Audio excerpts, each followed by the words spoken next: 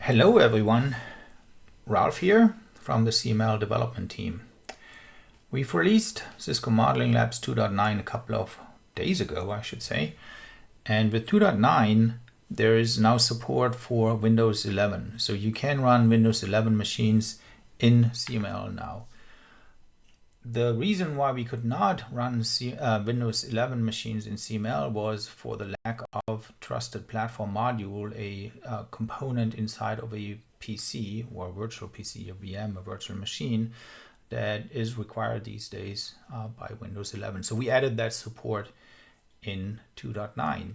Now, obviously, we cannot ship with Windows 11, and so therefore you have to build your own virtual machine, your own reference platform disk image. The good news is that we do give you a node definition, so basically the glue between Cisco Modeling Labs and a reference platform, Windows 11 in this case, but you would still have to build the actual virtual machine. And this video is about the build process. So let me go to the next slide here. In this little presentation. So this is what you do need in terms of a shopping list to actually make this recipe. We do need a Windows 11 ISO. So we have a couple of options here. There used to be a developer VM that could be used in the past, but Microsoft hasn't or has removed that ISO or that VMDK, I should say. So now you have to use an ISO. So there's two options right now that do work. I've tested both. Right now, I would recommend to use the enterprise evaluation version that gives you a 90-day license to use Windows, and it works pretty good, and especially it doesn't require you to have that online requirement, so where you have to put in or log into the Microsoft whatever cloud or whatnot. So it can be run entirely offline, which suits our use case here for CML. The other option is to download the regular retail Windows 11 ISO, but that requires activation. Otherwise, it's becoming pretty restricted at some time when you use this. Anyway, so as I said, I would recommend to use the enterprise version here. Next in our shopping list is we need to use or need to download a driver disk, a driver ISO that comes from Red Hat. So those are the guys who built these drivers, and that's right now, as of today, or the latest version that I've seen today is like that 01271, and there is an ISO file in there that you can download and attach to a virtual machine. So this is the one that we need for disk and network and graphics drivers to make the VM inside of CML also having a good performance. Then, as I said before, we already have the node definition on the Cisco community website, link here, so you can download that little YAML file. You do need the install script. That's something that I'm going to link in the video. It's a short shell script that actually launches the VM for installation purposes. Then you do need an SSH client and a VNC client. If you run this on the CML host, which is what I'm going to do. So it's all remote on the CML host. We have all the software there to install Windows on there. So if you want to install this locally in VMware or something, that's probably also possible. But I'm doing this with the resources and the utilities and the commands that are available on the CML host itself. And yeah, we do need a CML controller, like a CML host for this. And you do need quite a bit of disk space. So these images up here, this is 5 gigabytes. This is another gigabyte worth of data. Then building the VM is creating a disk image, roughly, I think it's 10 or so gigabytes, or maybe even more, 12 gigabytes disk image after the installation. And then you have to copy it in place and whatnot. So you need quite a bit of disk space. So 20 gigabytes or so should be sufficient, but if you have more, that is recommended. So, and then you need a bit of patience. So a lot of this stuff is taking a lot of time. So I'm going to speed through the installation phases within this video to keep it short. All right. So let's go to our terminal here. And actually we want to go to our CML server and to our terminal. All right. So this is my CML instance. This runs on my laptop where I'm recording, and it's a virtual machine. I'm logging in as my user here. So this would be in a regular installation, typically sysadmin, and you would have to ensure that SSH is enabled on the box. So that can be done in Cockpit if you haven't done it so far, but it's also being asked at the beginning of the initial installation whether you want to enable SSH on the machine or not. So you have to enable SSH, not the terminal server, but the SSH server, like the traditional standard SSH server, which now lives on port 1122. And the third thing that is important here to note is because we are going to install a virtual machine on the VM, like on the CML controller VM, but we don't have a graphical user interface there. We use VNC to actually connect to the VM there, and we do this by port forwarding a port into the VM. So this is what this thing does. So basically it means forward the local port 5901 from the CML host to our outside host, so this machine here running on the same port. So all right. So I'm logging in here, I'm changing into my Windows directory, and I do look what's in there. So this is the stuff that is from our shopping list, right? So I have the enterprise evaluation version of Windows 11, 5 GB. I have the driver ISO, another 700 megabytes. So this is the graphics driver and a lot of other stuff. And I have my installation script, as I was mentioning before. So what does this installation script do? Let's just see, Win 11. So as you can tell up here, it creates a couple of variables. So this is the names of these files. So you need to ensure that they are the same, right? To the matching the files that you've actually downloaded. So this is my ISO file, and this is my driver file. So these need to match the things that are in there. It will create an image, a disk image. It will copy some boot variables and boot code and whatnot into the directory that is needed. It will start this trusted platform module software that is required to boot up the thing. And this is all just a one-time thing, so you don't have to worry about this later on. This is just for the installation purpose. And then it will launch QEMU, as you can tell down here. So it will launch QEMU. It will provide all these files for booting and the disk image that we created and the ISO files that we've downloaded, and attach all of this to the virtual machine. It gives it some memory and some CPUs, and off we go. So it also sets the graphics, the video card inside of the thing to be accelerated so that we can use this accelerated driver. And this is the important bit that I was talking about before. So we use the graphical display that is accessible using VNC, and we use the first VNC display, which is this port 5901. So if this would be 2, then it would be on 5902. So, but we chose 1. Yeah, so that's it. It actually does not need any outside connectivity, and that's actually a good thing. So we don't want to have it reach out to any activation servers or activate Windows while we install it. We just want to install the base operating system, make sure that the drivers are in place, and do some modifications to the system so that it plays nicely with CML. All right, so let's start this. And I need to actually put in my password here. All right. Okay. Now let's see.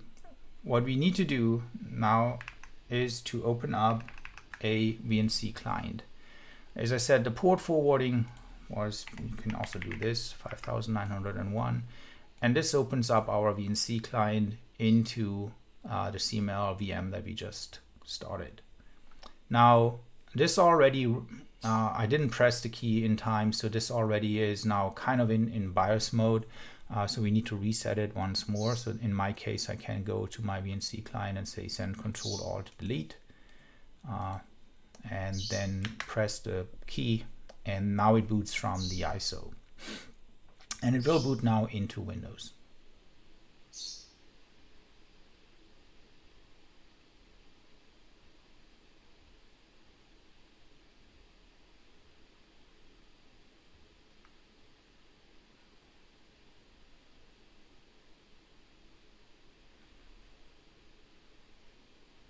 All right, now this all depends on your preference. I leave everything at English and US keyboard layout and whatnot, so follow along or change it as you wish. I agree. I want to install. I accept. And now it searches for disks. It doesn't find any. So that's the reason why we have that driver ISO. So we need to load the driver. So I go in here, say browse, go to my driver drive, CD drive, and I need to download or use in this directory, VIO store, the Windows 10, Windows 11 driver in the AMD directory. So this is the one that we need to find. And it says Red Hat VirtIO SCSI controller, so that's the one that we want to install. And now we see the disk, and all we need to do at this point is say next.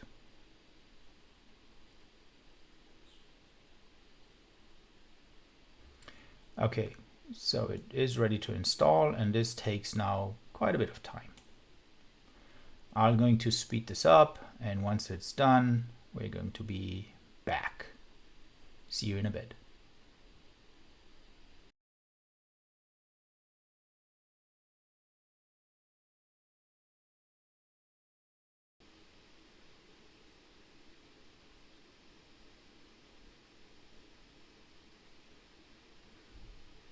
All right, we're back. So this is now where we install and configure the rest of the system so that it is usable within CML. So now this is the enterprise version, eval version. So this allows us to skip the online registration thing. There's ways to do that for the regular pro version or whatever the resale version, retail version, but this is the good thing about the eval version here. So choosing the region, and keyboard layout, don't want to, and we can now at this point skip the internet connectivity. We could also install a driver. We will do that later on, but this VM isn't connected to anything anyway, so let's just skip this. And now we use CML user, put in a password, whatever suits you. And now this stupid security question thing is highly secure.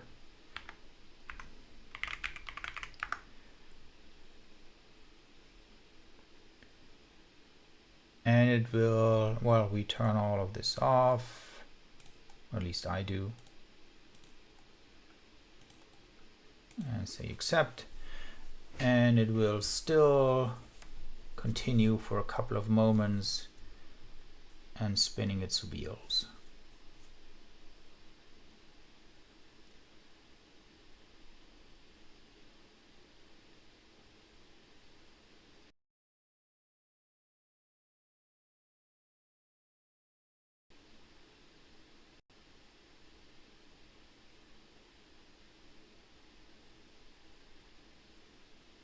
Yay! So we made it so far. Now, What we need to do now is install the missing drivers that we haven't installed yet, and do some settings that prevent updates from happening and so on and so forth. I'll explain that as we go. Now, first thing is go for driver installation. We go to the device manager, and there's two devices right now that don't have a driver, or like not the correct driver. We don't have an Ethernet controller, that the driver is missing, so we need to update this driver. And again, we go to our driver CD, and we go to, where is it? Here it is, this one. And we need to go to Windows 11 and this folder and say next. It installs the Ethernet adapter, so that's good. And then the final one that we need to install is the display adapter to give us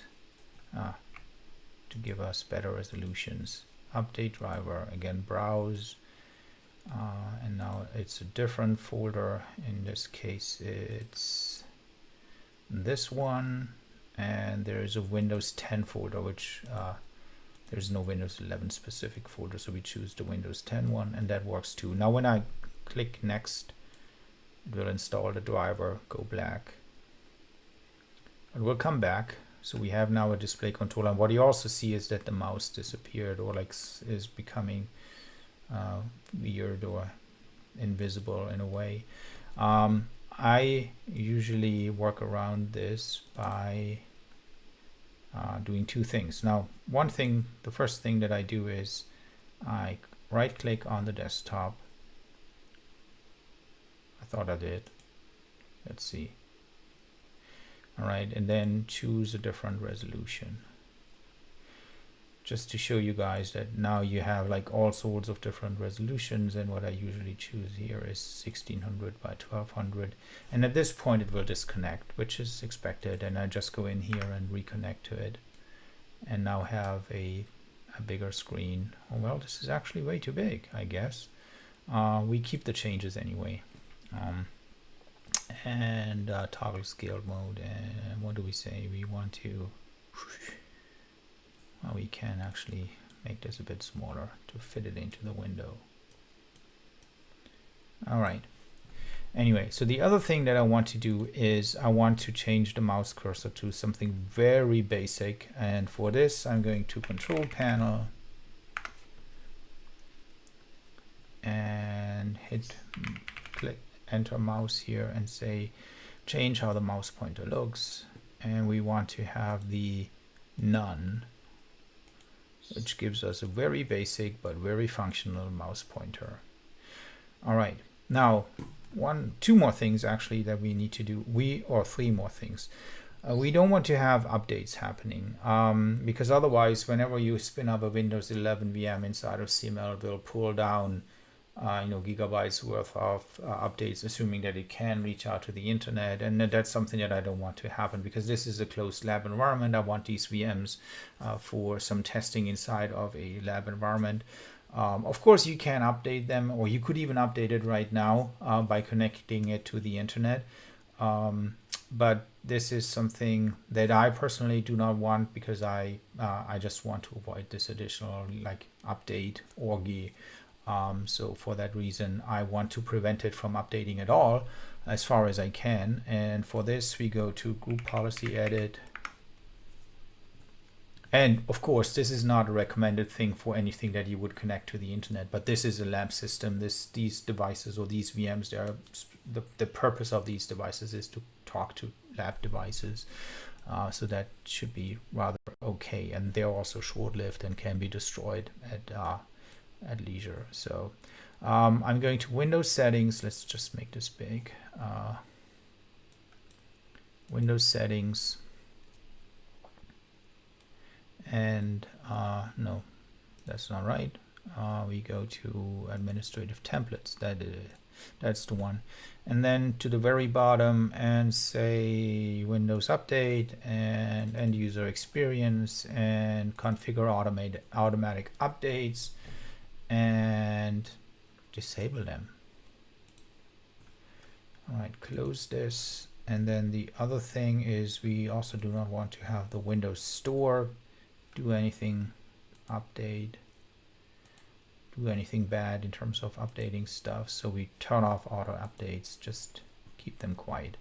Okay, so those were the things that I personally change on these things. And then there is one last thing that I find very useful, and this is about the boot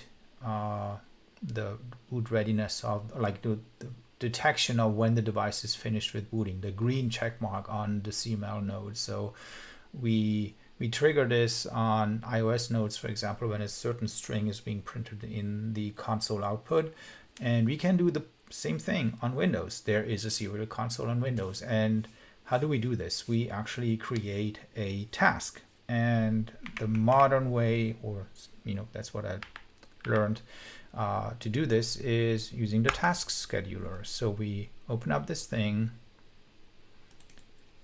and create a task.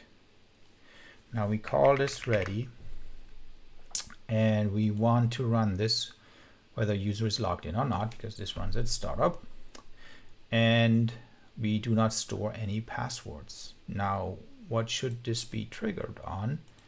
This should be triggered on, come on, I clicked it, I knew it. It should be triggered on startup. And we actually do want a bit of a delay just to give it a bit more time. So I put in 10 seconds. You could put in 20 or 30, it doesn't really matter, but for the purpose of this demo, I put in 10 seconds and hit OK. And then the action that we want to run is we want to start a program. And the program that we want to start is Command XZ. So like the good old command prompt. And what it should do is I want to provide a command, which is echo, and it should print ready to com1. That's it. Right. So, and that's basically our task. So if we go here, there's our task, and we can actually run it. Now, how do we see if it works or not? We do have, let's see, there is a serial log file in the directory that the VM prints to whenever I write something on that serial console for the purpose of this installation procedure. So we can use this one and say tail-f win serial log. And you see here, there's already something in there. And if I hit this run, it doesn't work. Why does it not work? Because I'm, of course, I'm not in the VM, or yeah, I'm not in the machine.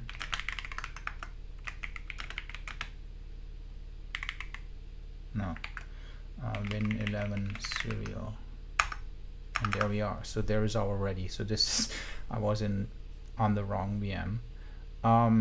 So let's try this again. Hit run, and there's our ready. So this ensures that whenever the VM comes up, like Windows 11 comes up, it prints ready on its serial console, and we can trigger on this and present the green check mark for the VM being ready. So that's it. So we did install drivers, we did suppress updates, both for Windows updates as well as for the App Store updates. We did install the ready script in the task scheduler, and we did change the mouse cursor, and we did change the resolution. There's a lot more that you can do, but this is it for me. So now at this point in time, we can go ahead and shut this thing down. And when it's eventually shut down, this will return, and we can look at the size of the disk image that has been created.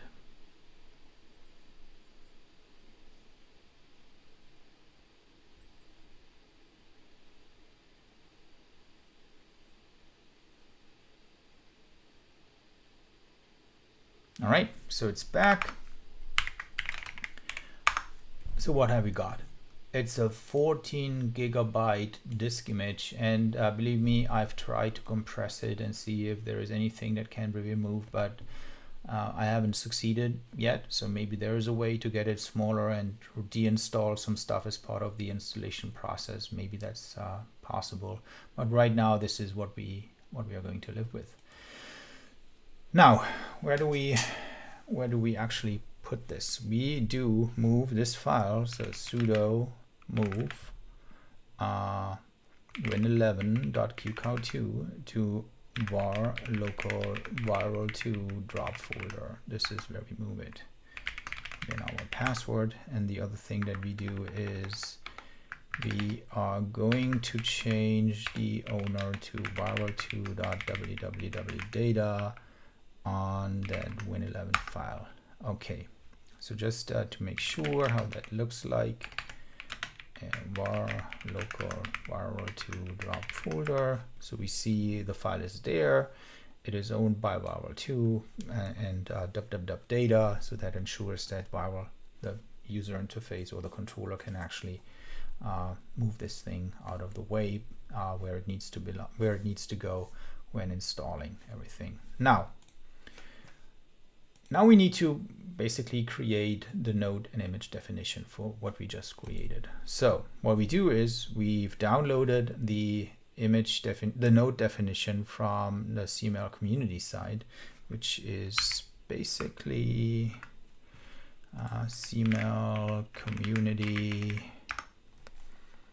It's this one, and node definition, and Microsoft, and then there's Windows 11. So it's this file that we've downloaded, right?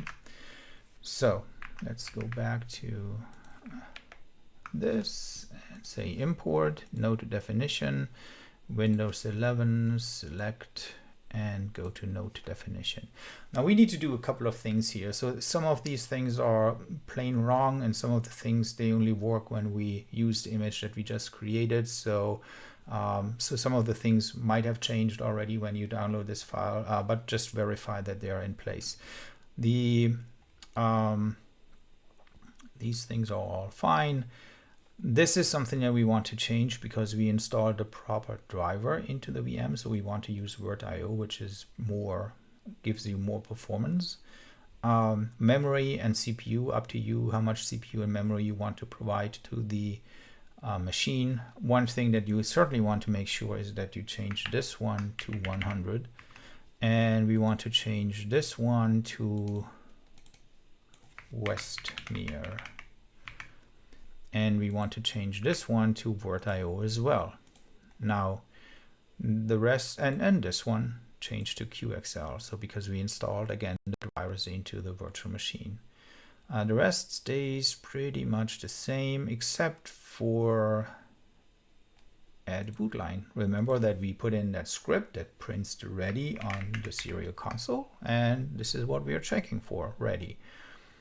All right, that's it. We update the thing and go back to the top, and actually we want to go to node and image definitions and image definitions. Now we've created a node definition, but we also need the image definition, and we already uploaded, quote unquote, moved the Windows 11 qcow2 file into the drop folder. So this is where we are expecting it to be when we add a new image definition. So our image definition is going to be named Win11. You could potentially also put in a specific version, build number, or whatever, but I don't care. The node definition is Windows 11, so to tie these two things together. And then we want to choose the Windows 11 image that we just moved into that drop folder directory. So this is where the UI or the controller picks up the available disk images, and you can see it's there. So we want to use this one. And we leave everything else here at default, and then we say create image definition. And we've created it, and now we can go back to this little test topology here, and we will see a Windows 11 VM here. So we add this to our topology, link it up, create link. And if everything has worked okay, we shall now be, it is now possible to launch a Windows VM in here. So let's see. Boom. And go to VNC. Boom.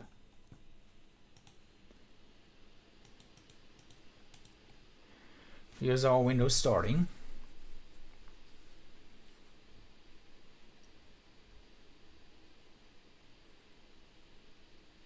And it has, you know, slightly different hardware than the original one.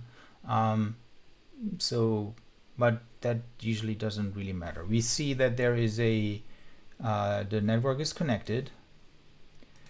We can actually log in, providing the password that we defined during install. And we should see eventually, let's see.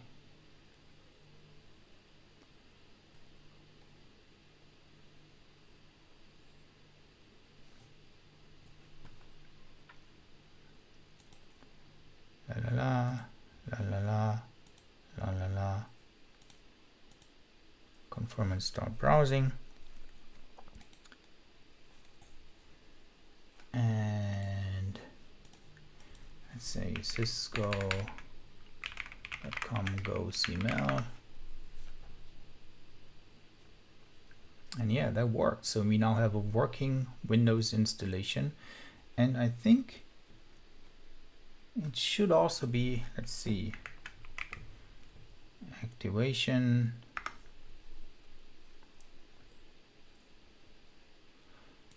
And it is active and in eval mode for 90 days. So that pretty much concludes this video. It's a quite lengthy one, so I've spent almost 50 minutes on this video. But I will compress the installation pieces, which are quite substantial, so it should come down to maybe half of this. But I hope you find this useful, and yeah, have fun with Windows 11 in CML and do all the nice things that you can do with it. One thing that I did was to actually use Windows 11 to show some 802.1x authentication with a iOS switch and the radio server that we've shipped as a container. So maybe that's the video that I'm doing next. Have fun and talk to you soon. Bye.